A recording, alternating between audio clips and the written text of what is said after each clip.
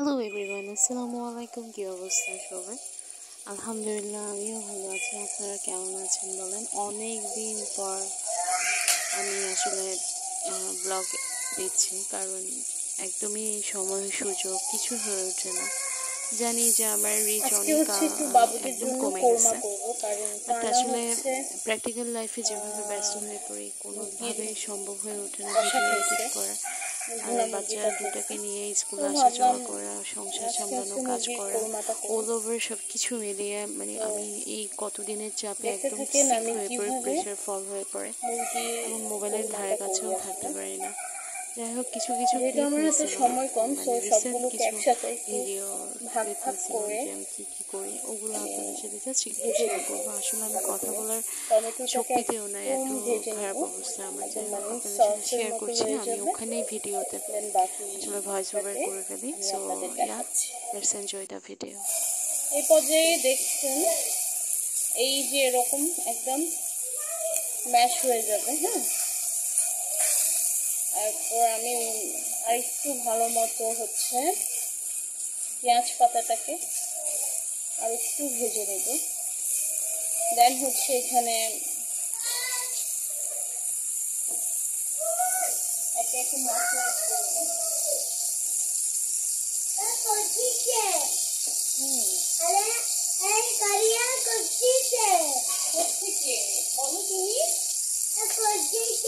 এটা ওই তুমি বিস্কুটের সাথে পেয়েছো। এখানে হচ্ছে রসুন বাটা দিয়ে দিচ্ছি।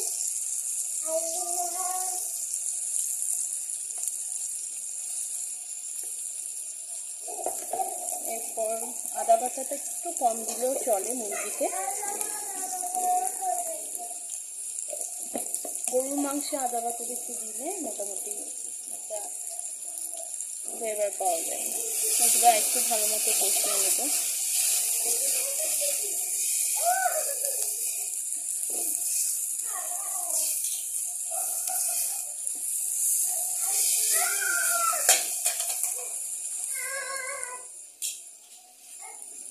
যতক্ষণ পর্যন্ত না রসুনের আর আদার একটা কড়া গন্ধ আছে সেটা চলে না যাচ্ছে, দেন আমরা একটু কষাতে থাকি। আসলে যার যার স্টাইলে সে যে যেমনভাবে রান্না করতে চায়, রান্নাটা সম্পূর্ণ নিজের উপর। জাস্ট এটা বলতে পারেন একটা আর্ট, যে যত সুন্দর করে রান্নাতে মনোযোগ দিয়ে করতে চায়, চেষ্টা করে, তার রান্নাটাই আসলে তত মজা হয়।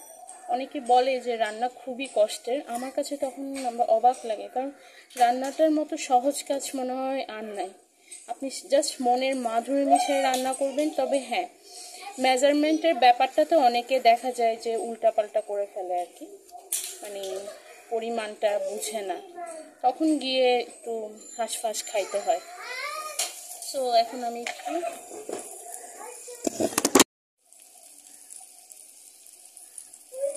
হচ্ছে 1 চা চামচের মতো মশলা দিয়ে দিচ্ছি। মশলা বলতে এটা হচ্ছে একটা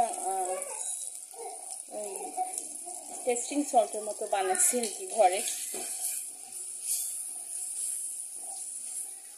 আমি আগে ভাবতাম টেস্টিং সল্ট বানানো মনে হয় অনেক কষ্ট, পরে ইউটিউব দেখে নিজে নিজে বানাই ফেলছি, সত্যি কথা যেটা। তখন বুঝলাম যে না, আসলে অতটাও কষ্ট না।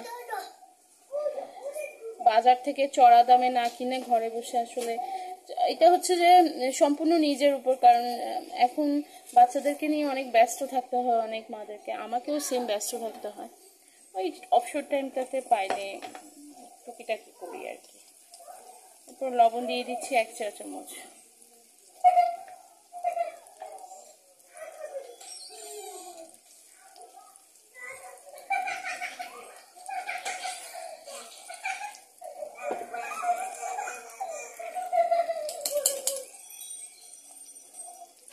মশলা এটা এটা মিক্স মশলা, এখানে 1 চা চামচের মতো দিয়ে দেবো।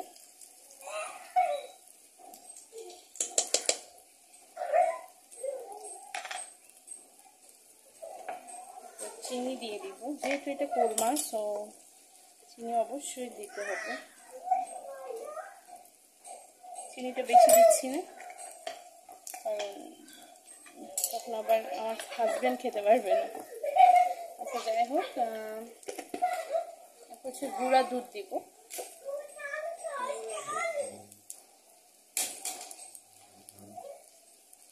4 টেবিল চামচের মতো গুঁড়া দুধ দিলাম। হ্যাঁ, আর হচ্ছে এদিকে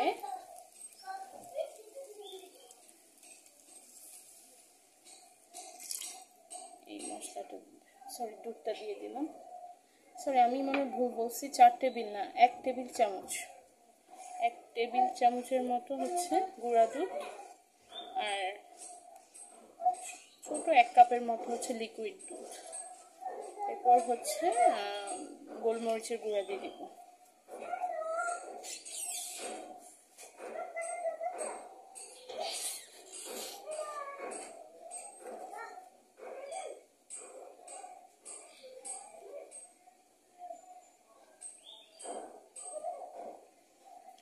কম করে দিচ্ছি কারণ ঝাল বেশি হলে আবার খেতে পারবে না।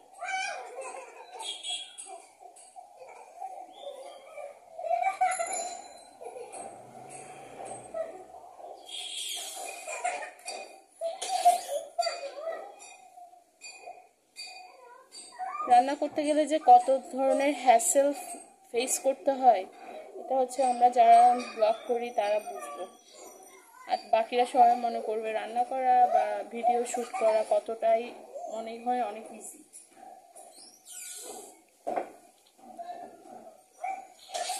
এদিক দিয়ে হচ্ছে আমি একটু বাঁধাকপি ভাজি করতেছি, যেহেতু আমাদের এখানে আগামীকাল গ্যাস থাকবে না, তো আমাকে কালকের জন্য সহ প্রিপারেশন নিয়ে নিতে হবে।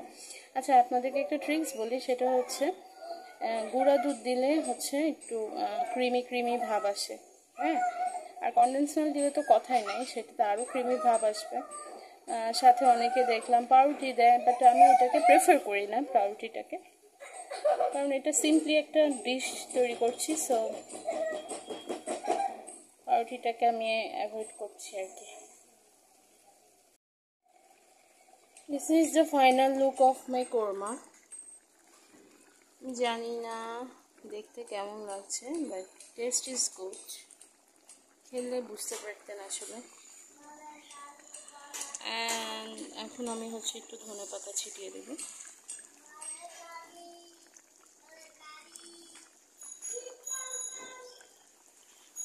শীতকালে যদি ধনেপাতা না দিই হয় বলেন, আর বিশেষ করে এই দেশি ধনের পাতার ফ্লেভারটা জাস্ট অসম, আর দেখতে তো আরও সুন্দর লাগে।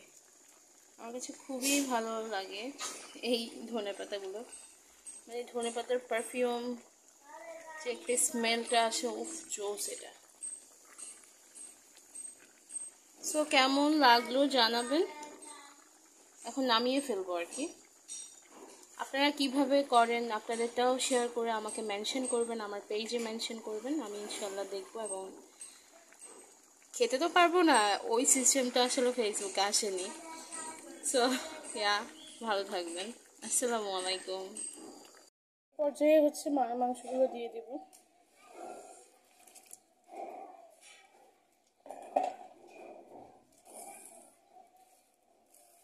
আমি আমার বাচ্চাদের সাথে কথা বলতে বলতে এদিক দিয়ে লাইগা গেছে। বাচ্চা থাকতে যা হয় আর কি।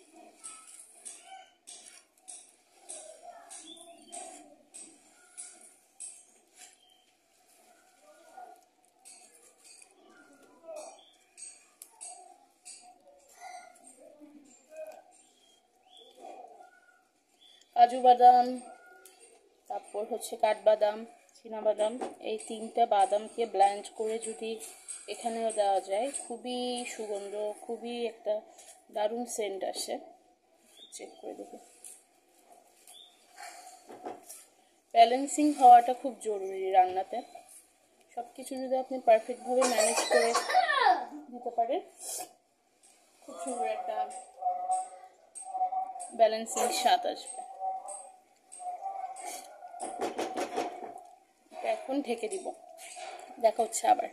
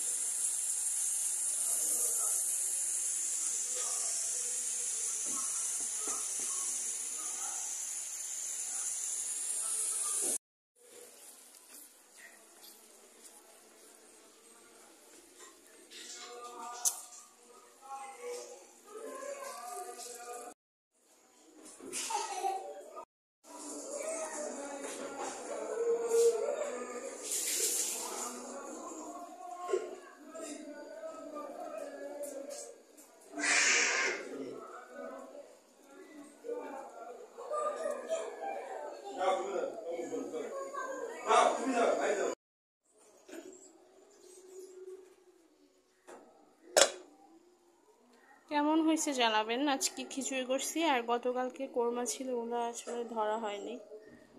সো খিচুড়ির সাথে কোরমা আজকের মেনু, আর সালাদ তো আছে, আর সাথে ডাল ভর্তা করেছি।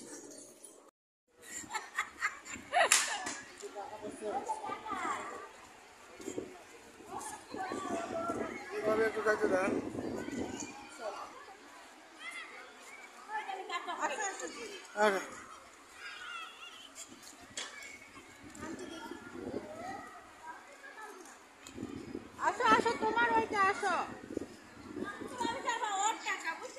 ওর টাকা পানের দাম 20 টাকা নিয়ে তোমাকে 30 টাকা খরচ দিছে না। আর